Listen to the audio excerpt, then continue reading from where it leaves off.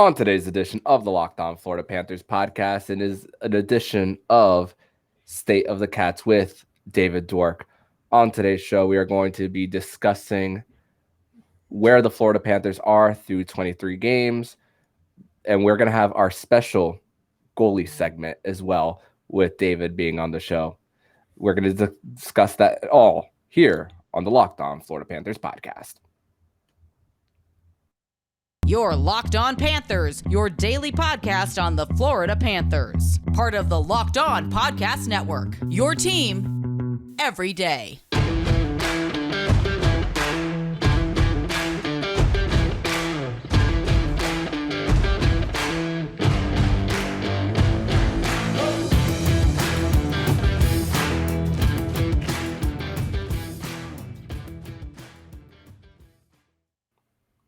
And welcome into this Thursday, December 1st edition of the Locked On Florida Panthers podcast, part of the Locked On Podcast Network, where it's your team every day. Thank you for making the Locked On Florida Panthers podcast your first listen of the day.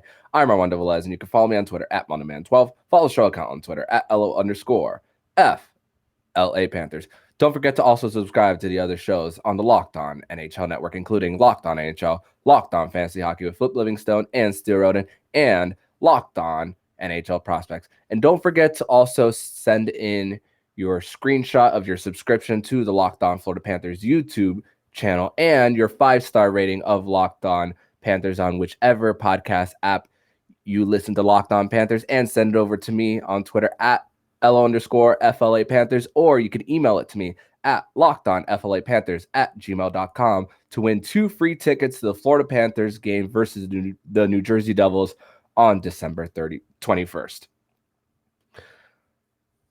So, Panthers fans, the Cats, they have it's an off day for the Panthers, a good time for the Panthers to decompress after a little bit of a losing streak that they're on. But it's also a little bit of time for us to kind of decompress a little bit and kind of take a step back and look at the full view of the Panthers through 23 games. And of course, there's 50 plus remaining for this team as well. And this would be a good time for me to bring in my guest on the show. Of course, this is a series on the Locked On Florida Panthers podcast where we bring in one of the people who are there on the daily. It's another edition of State of the Cats. And I like to welcome in from WPLG Local 10 in South Florida and the Chirping the Cats podcast, David Dwork. David, welcome back to the show. Mondo, good to see you, man. It's great to see you too. But let's go right into it and talk about this Florida Panthers team. Of course, mentioned at the top, 3-game losing streak at this point in time. 2 of them being with blown leads, even though with their game against Edmonton, we saw how the Spencer Knight was really the one that helped the Panthers earn that 1 point for the Cats. But as far as like the first 23 games for the Panthers, we saw the issues on not scoring on the power play.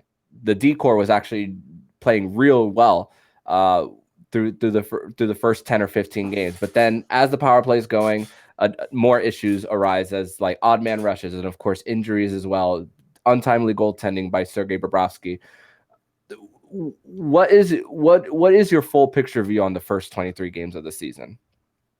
I mean, it's kind of a hodgepodge. You touched on a lot of the issues that they've had. There hasn't been one particular thing, whether it's been, the power play, whether they've had the injury issues, where they had to dress 19 guys a couple of times already this year. It's just been kind of a mixed bag. You've had obviously a new coaching staff implementing a new system, a new style of play that the team has been adjusting to. I think it's just like a compound of all these different things. And I mean, you see the results on the ice.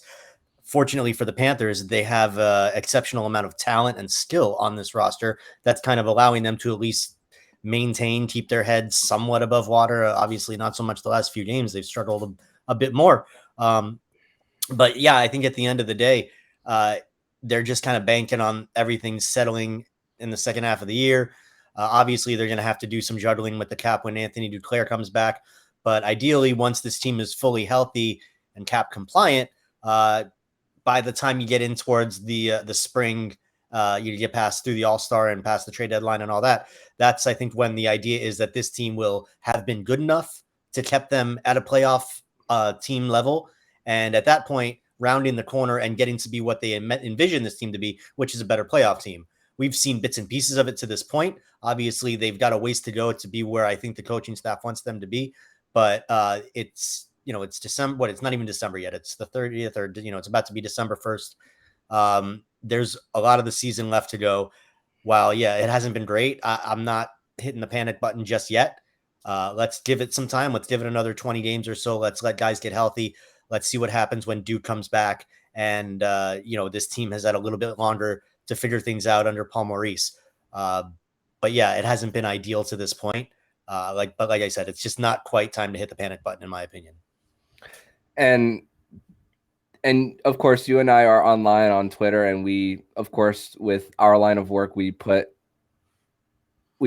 of course do score updates. We say our opinions on the team. Of course, you do your articles. I do my podcast, but of course that comes with reactions from fans. And of course, there's been a lot of noise about opinions on the head coach as well, and Paul Maurice. And let's go over the hire, because I'm also willing to be very patient with Paul Maurice as well. I'm not hitting the panic button as well, but kind of give a little perspective on, let's say, all the personnel moves as far as the roster, the team. We're still the same, but Andrew Burnett were here. How would you have forecasted this team? I think if Bruno was still here, you would have seen kind of a continuation of what you saw last year.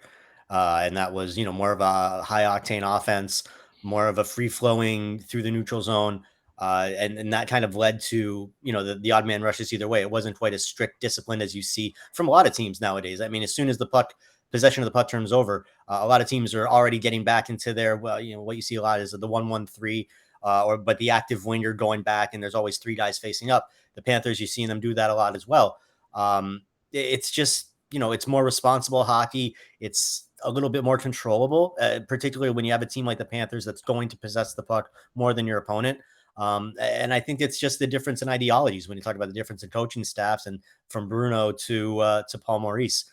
It's something that, I wouldn't put blame or any, whatever you want to call it, on the coaching staff, because they're just, whether it was Bruno or whether it's Paul, they're doing what they're supposed to do, what they were hired to do. I think, this is what management wanted. They wanted the Panthers to shift to this style of play. And it's an adjustment. Obviously, it's not as fun or exciting in some people's opinions as last season was. But again, as I said before, the goal is to be a better team come playoff time, to be a more responsible team that's still a roster full of talent, still a roster full of guys that can pump the puck in the net.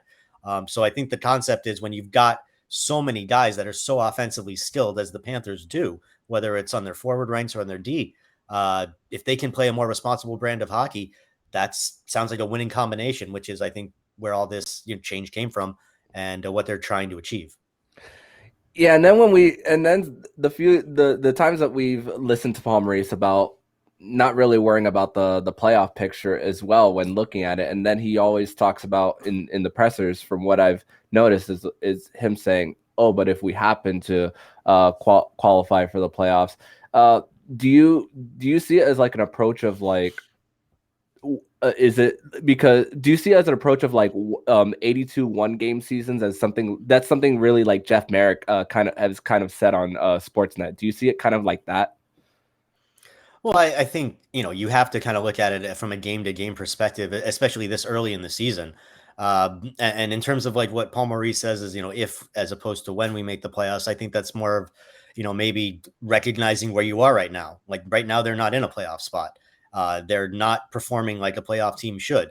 And, there's no reason to, to pump a little bit of extra life when there's not really necessary. You be honest, you assess the team how it is. And it's going to be tough. It's an interesting year in the Eastern Conference, and that, the playoffs are going to be tough to get in.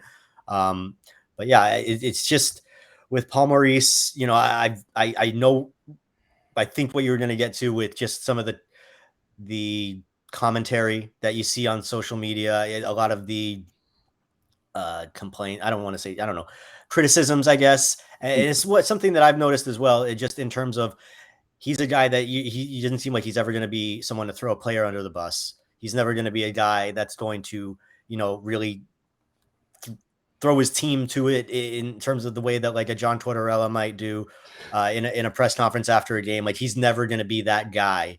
Even with Joel Quenneville, he wasn't that guy either. But with Q, he had ways of, he would call a guy ordinary, or he had ways to criticize without criticizing. Whereas with Paul Maurice, there's just a lot of excuses and not a lot of blame. And I think he's just being protective of his team, but I don't think that's something that fans want to hear. I don't think it's realistic either. Like, I don't think the complaints that you hear from fans are realistic in terms of like what you're supposed to demand of coaches or what you would expect them to say or not say. But I think it's a necessary in terms of they wanted a veteran head coach to come in here and to keep things chill through a season that was going to be expectedly tumultuous. And I think that's what Paul Maurice is doing. He might not be the guy that's going to kick you in the ass, and maybe that's what fans would like to see right now. But I think it's way too early, 20-ish games into a season, to start saying this was right or wrong or anything like that. I think you got to give everything, no matter what it is, it's due time to mature and to see how things are going to play out. But I think there's understandable frustration for the way the season has started. And at one point you lose your best defenseman, one of the best in the league, for an extended period of time. Right now you've missed your best player, one of the best in the league, for, a short period of time for now. But, we don't know what's happening with Sasha Barkov. Hopefully he'll be in the lineup the next game, but we have no idea at this point. But either way, there's just been no shortage of speed bumps in the road. And aside from the injury stuff, there's been the power play issues. There's been the goaltending dips and ups and downs. And it has not been an easy early season. So the frustrations are understandable. It's just, I think, a bit knee-jerky to start saying the whole thing's a wash and it's got to be blown all up again. I think there's way too many really good components to this team to be willing to give up on it so easily.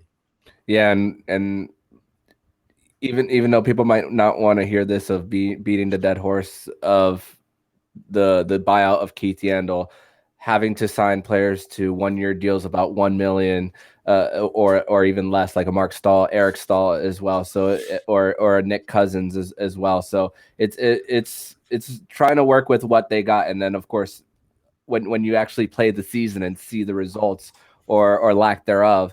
It's kind of different when we see the team definitely going through it. But we're going to transition to segment number 2, where we're going to have our special goalie segment, because we have the goalie David Dwork here. So we're gonna talk about the goalie situation in Florida and maybe just goaltending around the NHL in general. So stay right here. But first, we're going to tell you all about BetOnline. And BetOnline.net is your number one source for sports betting info, stats, news, and analysis. Get all the latest odds and trends for every professional and amateur league out there, from football to basketball, soccer, and esports. We've got it all at BetOnline.net.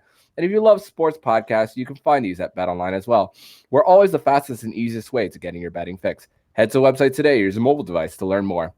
BetOnline, where the game starts. Back on this second segment here on the Locked On Florida Panthers podcast, on this State of the Cats edition of the Locked On Florida Panthers podcast. I got David Dwork from WPLG Local 10 in South Florida and the Chirping the Cats podcast here on the show. So David, this show for us has been in the works for like about a week now. And of course, goalie segment every single time you're here. And a week ago, I would have been probably asking you, what are the chances of Spencer Knight being the new number one for the Panthers? But it's crazy how much can change in a week. And just based on the performance of Sergei Bobrovsky, it's not, my question is not really when does he become the number one, because I really do think he is right now.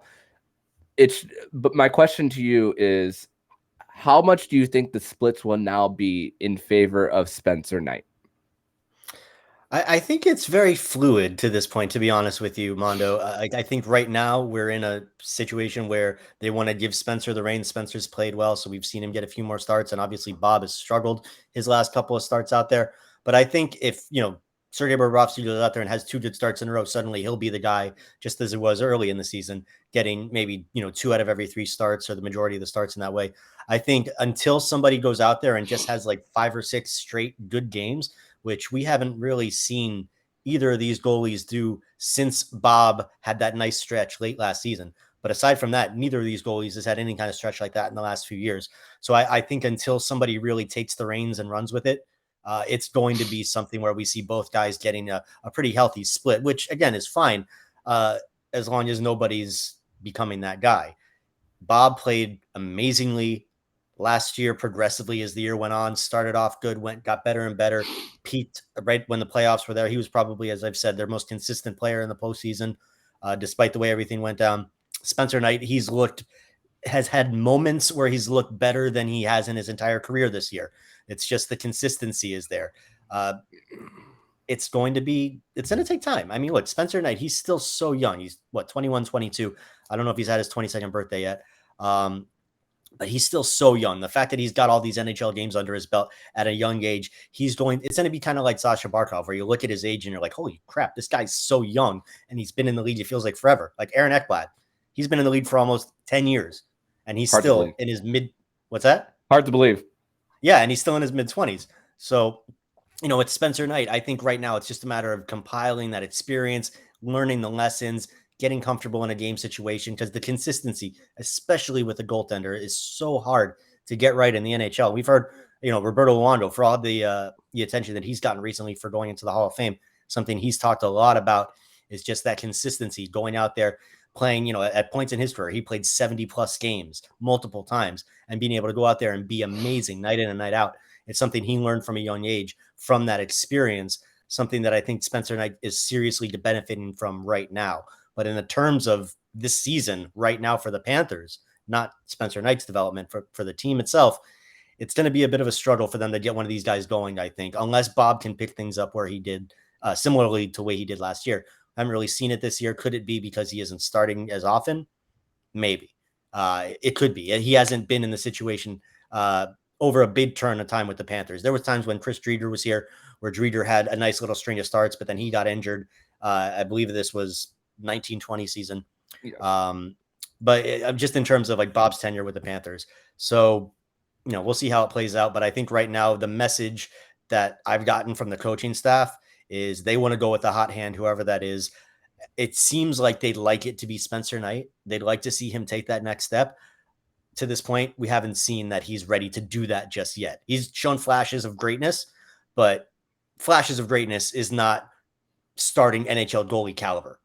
He can get there and he will get there, but he's not there right now. Yeah, and I was thinking that when he did first sign that bridge deal, I was thinking, okay, maybe year 1 or year 2 of that new deal, which kicks in next year, would be that time to start tilting a little bit. And I'm just looking at the gaps between Bob's start. I have it right in front of me. Even the last 5 games between like November 29th and his previous one was against the Columbus Blue Jackets, and then the game against Washington, which he seems to play well against Washington, which he was the reason why the Panthers won that game on November 15th, and then the previous one before that, 10 days before. Do you also think it's a matter of too much time off for Bobrovsky as well? Yeah, like I was just saying, like it's something that we haven't seen him have to endure since he's been with and really when he was with Columbus as well. I mean, he probably hasn't had this kind of non-startership, this kind of timeshare in his career to this point. I mean, maybe in the early days in Philadelphia, I would have to double check back then, but it seems like this probably hasn't had this a while. When he's been healthy, to be sitting on the bench like that's something that goalies are not used to doing. I mean, as we were just saying with Spencer Knight, it's very much a repetition, a routine, getting into these continuous game in, game out, day in, day out, all these routines. Goalies are very much worked like that. And Bob, he's universally known for his work ethic. So could it be something that could impact his play, sitting on the bench for so much more than he's used to? Yeah, It could. Absolutely. Is it? I don't know. Bob, knowing him, he's very in his head guy. He's a very thought meticulous mental guy. So having that time to just sit there on the bench with, alone with his thoughts, who knows? But could it be something that is impacting him? Yeah, absolutely it could. Mhm. And this next question is going to be mostly around goaltending in general around the league. Recently, we've been seeing a lot of times where referees have been taking a little bit long to blow their whistles when the goalie's mask has come off. We've seen that with Spencer Knight just a few days ago. I think it happened with Connor Hellebuck as well sometime last week. What's your concern, if you have any, for goalie safety right now in the NHL? Well, in this specific situation, I have serious concern for goalie safety. I think at any time when a goalie's helmet comes off, no matter what's going on in the play, the whistle needs to be blown. Now, if the ref or the linesman or somebody sees the goalie do that in an intentional manner to get the whistle blown, then you call a penalty, and you make sure that there's a consequence for that action. But in terms of a safety issue, as soon as they let a play go on, and some goalie gets hit in the face with a puck or with a stick or with something, and that happens on live television, and it's going to go all over social media, like the rule will change immediately. And what bothers me is it's going to take the happening for it to change, for something to be different, because clearly they're fine the way it is now, which is so wrong. I mean, we saw what happened with Spencer Knight the other night. There was a shot that went high. It hit him, I think, up here. I think he said he got it with his blocker right around his shoulder area. But I mean, that's a foot away from his face. It's just common sense to me. And if they're worried about goalies doing it on purpose, then make it a major penalty. Make it reviewable. If you're that worried about goalie, that's got to be the only issue, right? So you've got to cover it up on the back end, because you cannot make safety an issue. It's such a black and white thing for me. It's such a clear as day type deal. Like frozen pucks shot harder than ever before in league history. The goalie not wearing a mask, like common sense. The worst case scenario, what could happen? It just doesn't make any sense to me. It bothers me that it's going to take that something bad happening for them to get this right. But that's my fear right now, man. And it sucks. Yeah. And we also think about like quality of life after the fact of they play, and then one shot could change. One shot to the face without a mask could definitely change their life even outside of it. Last question on goaltending. And we've also seen situations where the goalies are hugging the post, and then they get it with their skate, and then knocks off the goal. How do you usually make, as far as judgment, how do you usually determine whether a goalie is trying to do it on purpose to knock the net off versus not? I don't think that it's unless it's really apparent in terms of like what you're talking about, a play where a goalie has his skate and his leg up against the post and is pushing off and the net's coming off the mooring, unless it's really blatantly clear that he's like pushing, kicking his leg off, it's not a penalty. Like, it's part of the game. It's part of what a goaltender has been doing. It's if you want to make the net a little bit harder to get off, that's fine. They have these, like, I guess maybe 8-inch rubber things that goes halfway into the ice and halfway sticks into the net, goes up the inside of the post. And that's basically what it has to keep it in play, which, granted, these goalies are stronger now. They're pushing a little harder, but I would say just increase that by a couple of inches and make it harder. Because the point is, you don't want it to be stuck in place. If a guy's coming in, sets 50, 60 miles per hour head on with the net, you want the net to come off. You don't want the guy to get his head taken off by the net, which is what happened back in the day when they used to kind of lock him in place. That's why they have these moorings built in the way they do now. So if this is an issue, make them a little bit bigger. So that way it's a little bit harder for the net to come off, but it's still going to give when it needs to, when somebody runs into it or when there's a dangerous situation happening. But this, to me, again, it seems like an easy fix. You can just make the moorings a little bit longer. You can drill the hole another inch into the ice, and it can go another inch up into the goal, and then boom, It's not going to come off as easily when a goalie's putting pressure on it, when he's playing his position, pushing off as goaltenders have been doing for years and years and years. And instead, just adjust the equipment, make it easier, and it will be something that nobody sees. It just seems like an easy fix to me. Mm-hmm. Definitely some great perspective there on how to fix that issue, and hopefully the NHL listens to more goalies, whether they play in the NHL or beer league or any which league. So to make this a thing of the past, hopefully. But we're going to transition over to segment number 3, where we're going to look a little ahead for the Panthers. We're going to discuss, of course, a player possibly coming back later in the month or later next month, and of course talk about the rest of this road trip for the Panthers. So we're going to discuss that next here on the Locked On Florida Panthers podcast.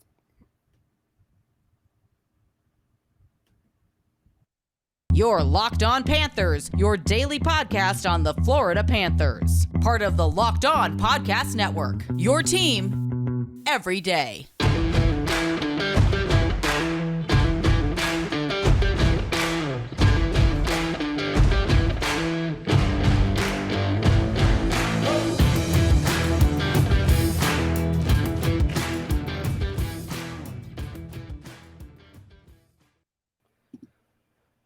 Third and final segment here on the Locked On Florida Panthers podcast. It is a State of the Cats edition of the show, where I have David Dwork here from WPLG Local 10 in South Florida and the Chirping the Cats podcast here. So, David, we were, of course, texting last week based on speculation on what kind of trade could be facilitated with Anthony Duclair coming back. Of course, they only have around 200,000 of cap space right now. Of course, Alexei Heponiemi has been able to join the Florida Panthers on an emergency basis with Sasha Barkov out right now.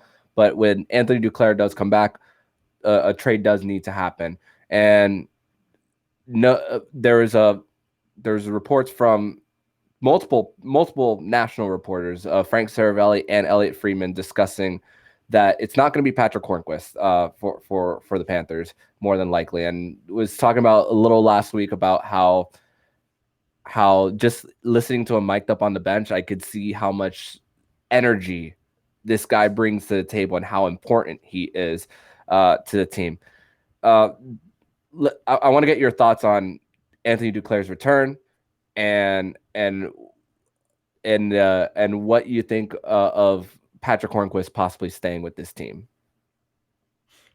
Yeah, I mean, first, when it comes to Duke coming back, I think that's kind of the big question that not only, us on the media side of it, but I think also in the front office, like they don't have like a set plan for what happens when Duke comes back, just because, I mean, obviously there's so many different things that could happen between now and then, between, potentially players getting hurt or deals coming about. You never know when you might get a call from another GM looking to do something. But to my understanding, there's kind of several plan A, plan B, plan C, plan D type situations that they're going to work as it gets closer to see what they're doing. I saw the same reports you did that Patrick Hornquist was not going to be traded, was told he was not going to be traded. That doesn't surprise me. Just in terms of what you were saying, his importance to the team. I mean, we've known since day one, he was such a big part of the culture shift that happened a couple of years ago when the Panthers kind of first became changed from a team that you hoped would be in the playoff hunt to one that you expected to be in the playoffs and then some, which has only been the last couple of years. So, I mean, Patrick Hornquist has been instrumental to this team. They love him in the dressing room. He's a great guy on and off the ice. I wouldn't be surprised at all if once his contract expires at the end of this year, there would be some attempts to keep him around, obviously at a lower rate, more reasonable to what he's doing these days, which he may be susceptible to considering it's so late in his career. He really likes it down here. His family likes it down here. So, just thinking in terms of big picture, wouldn't surprise me at all next summer if that's something that we hear brought up when the appropriate time comes. But in the meantime, Horny sticking around, that option coming off the table in terms of a move the Panthers to potentially make to clear up that space for Anthony Duclair, it limits them considerably because they're going to have to do something. Anthony Duclair is a guy who could slot right onto your top line, get into that right wing with Barkov and Verhage, and we've seen what that line can do. I think, and obviously so much can change, but I think if you've got that going as your top line, you've got this Bennett line with, was it 13 and 19 on either wing, has looked pretty solid. They've got 15 and 27 looking good together. I'm sorry, I'm just spitting out numbers at you guys. You don't have to look at your roster. This is it's just easier, quicker for me to think this way. But yeah, it's something that I'm, Mondo, very curious myself about, just because I know that there's going to be some serious juggling that's going to have to be done. To this point, there hasn't been any kind of concrete news whatsoever to come out in terms of like what they might be thinking to do, if they want to try to trade guys, if they want to try to get guys through waivers and see if anybody gets picked up and they lose their deal that way. There's different things that's going to happen. Hopefully no other injuries. You don't want to have to make a decision based on another injury, another guy going out in that regard. But again, there's just so many, it's impossible to predict what may or may not happen between now and when they're looking at Duclair coming back, which I think they're looking at around All-Star, give or take. The early timetable was like January, February. I think that's still pretty much their target. We've seen Duke a lot around the rink, both at training camp and since the season started. He got his boot off a while ago. He got it off before training camp started. I believe it was like a week or two before that. I haven't seen him with it at all since camp started. He's been walking. He's posting videos of himself getting workouts. And I think he posted one the other day of him like pushing a golf cart or something. Yes. So he's definitely gearing up. He's been around the rink a lot. Something that Paul Maurice told us has been by design, just because, keeping him involved in what the team is doing and in their meetings, not their game day meetings, but into their practice meetings and their special teams, and really being involved in that regard. And just because he's such a great guy to have around the rink, and the Panthers, as we've discussed, they've got such a great room. So it's just, he's always around. And yeah, it's just going to be very interesting to see how it plays out in terms of what they do to get him back in there. Because as soon as he's healthy, and based on the way the team has played and the way that, they might be coveting wins a little bit more than they were hoping to in the second half of the season, it might be very, very important for them to get him in the lineup sooner rather than later. So there's a lot to see how it plays out over the next few months. Mm-hmm. Yeah, my expectations aren't necessarily too high, because it's so hard to come back from that type of injury because of how your first step is going to be. But then when you mention how well he's played with Sasha Barkov as well, and of course 13 and 19 for the Panthers, Bennett and Tkachuk being there, but it also helps the bottom six as well. So you're not consistently shifting other players as well, and that's what I think that Anthony Duclair's just presence in the lineup really helps with this team. So you can also have a Colin White. The Colin White's another guy that I think about. Early on, I was thinking, okay, he could be placed on the top line with Sasha Barkov. Him and Lundell, that line got off to a really great start. Of course, now all of us have seen how Rhino and Lundell have fared together last season and even this season. But I think a player like Colin White benefits from Anthony Duclair's return as well. Yeah, it's the trickle down effect. It makes your the better your top half is, the better players are going to have to go down to your bottom six. And that's why the Panthers, being such a rich team in terms of the talent they have in their forward ranks, just getting Duclair back, it's just kind of adds to that wealth. But I mean, in terms of like where guys shift, the Panthers are very fortunate. They've got guys that you really consider dynamic players that could be all throughout their top six. I mean, obviously Barkov and Tkachuk, Sam Bennett has been up and down, but certainly a solid top six center. But when you got guys like Reinhart, and when you got guys like Tkachuk, Duclair, if he comes back as expected, which you kind of alluded to it, an Achilles injury, you never quite know. And a guy like Tkachuk, a guy like Duclair, who is so, his game is based on his speed element. Like that's really his bread and butter. And, great. He's a super fast guy. He's got great attributes. But when you think of Anthony Duclair, the first thing you think of is speed. So we're going to have to keep an eye and see, does this injury hinder that in any way whatsoever? It wasn't that long ago that we saw a speedy, young, top six, not a winger, but a center, in Vincent Trocheck, who was an amazing, amazing player, was on this great ascension. 2 bad ankle injuries in back-to-back years, and suddenly he wasn't the same guy he used to be. He didn't have that speed burst anymore. Still a very good player, but not quite that what we thought he was ascending to be at that time when he first had those injuries. So hopefully Duclair recovers for 100%. He gets back to being the player he was. But, you touched on it. I think that's something we're definitely going to be keeping an eye on once he gets back on the ice. Yeah, that's for sure. And final question for you. So far on this road trip for the Panthers, 1 out of a possible 4 points for this team. We've seen blown leads in back-to-back games on against St. Louis and against Edmonton. How are you seeing the rest of this road trip? Because at this point of the season, nothing is guaranteed. Last season, you could look at a Panthers matchup against the opposition and say, okay, there's 2 points but now it's changed. How do you see the rest of this road trip for this team? I mean, there's nowhere to go but up, right? The way it started, there's a couple really rough losses in Alberta, and it's really not going to get much easier. Vancouver tomorrow, on Thursday night, hopefully going to be the game that they can maybe get back into it a little bit.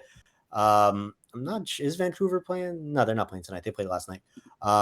But yeah, that probably going to be the easiest game that they have on this road trip, because after that is Seattle, who's been surprisingly really pretty good this season. They're a playoff team. I think they just played last night this ridiculous game against the Kings where they won like 9-8 in overtime. But Seattle is no push. Seattle beat the Panthers twice last season when they weren't exactly a great team. This year, Seattle looks much more formidable. So that's not going to be easy. And then you wrap the trip up in Winnipeg. Winnipeg has been really good this year too, especially at home where it's always a tough place to play. So this road trip could really kick the Panthers' ass a little bit, but it's a great opportunity, the way that they kind of fell on their face a little bit in Alberta, to pick themselves up, finish this road trip strong, and really give you something to build on. So, in terms of scariness, yeah, this is not going to be easy, but it's a great opportunity for them. And it's a good team. It's a team full of talent. Even with or without Barkov, you've still got tons of good players on this team. No reason to think they can't win games against any team in this league. So, every game's an opportunity. We'll see how they do. But rough start. Yeah, and sometimes big stretches of losses can really put you out of the playoff picture. But I think what's really saving the Panthers right now, I think the parity as well in the Atlantic Division, and even in the, because they're in a wild card spot right now. I think that's also a good. I think that's also a reason why the Panthers are still very much in it, and they still have a chance to really recover as well, despite the rough start to the road trip. And you did, we didn't even mention how Winnipeg, Paul Maurice's former team, is just it's looking like that new voice in Rick Bowness is definitely helping him out, and Connor Hellebuyck, he's looking like a Vezina Trophy winner again. I mean, maybe in a few years, Spencer Knight will be challenging Connor Hellebuyck for maybe a spot on the Olympic team in 2026. Him, Thatcher Demko, Jake Ottinger, just to name a few as well. So it'd definitely be exciting a few years from now, of course. But it's not gonna be easy. And of course, when they return against Detroit, Tampa Bay, Seattle again, it's going to be tough, and we'll have a better view as we get to our I guess second benchmark of the year in on New Year's Day, as we see more of what this team really is. But David, I want to thank you so much once again for joining me on this edition of State of the Cats here on the Locked On Florida Panthers podcast. I see that the Heat game is right behind you. Hopefully, they come out with a win. I don't even know what the score is of that one. So look, oh man, it's close, and the third quarter is just ending. So we're wrapping this up at a good time. Yeah, so we're wrapping it up. Popcorn and get that fourth quarter going. Yep. Make sure to listen to Locked On Heat with David Mill and Wes Goldberg, of course, to get their post game wrap up as well. So make sure to listen to that podcast as well. So David, thank you once again, and plug your stuff while we're here. Oh, dude, always a pleasure to come on. Appreciate you giving me the invite. Glad we were able to get our schedules synced up. And yeah, you can follow me on Twitter at David Dwork for all my regular coverage of the Panthers. All my written work goes up on local10.com or on the Local 10 app. And there's the Chirping the Cats podcast as well. So lots of good places to find my work. And again, Armando, thank you for having me on, brother. Appreciate it. Awesome. Thank you so much, David. And hope to also see you soon in person. So thank you so much. Yeah, if not down here in Sunrise, maybe the Panthers have a game up in Tampa. Maybe we'll both find our way over there in a couple weeks. Absolutely. Thank you so much, David. And if you like what you're hearing, please subscribe to the podcast to be notified every single time the Locked On Florida Panthers podcast jumps into your podcast feed. Don't forget to also subscribe to all the shows on the Locked On NHL network, including Locked On NHL, Locked On Fantasy Hockey with Flip Livingstone and Stu Roden, and Locked On NHL Prospects. Thank you for making the Locked On Florida Panthers podcast your first listen of the day. And for your second listen of the day, make sure you listen to today's episode of Locked On Sports Today. Locked On Sports Today gives you a daily 20-minute or less podcast on the entirety of the sports scene with exclusive interviews and the take of the day. Locked On Sports Today on the Odyssey app, YouTube, or wherever you get your podcasts. So I'm Armando Velez with David Dwork, and you've been listening to the Locked On Florida Panthers podcast, part of the Locked On Podcast Network, where it's your team every day.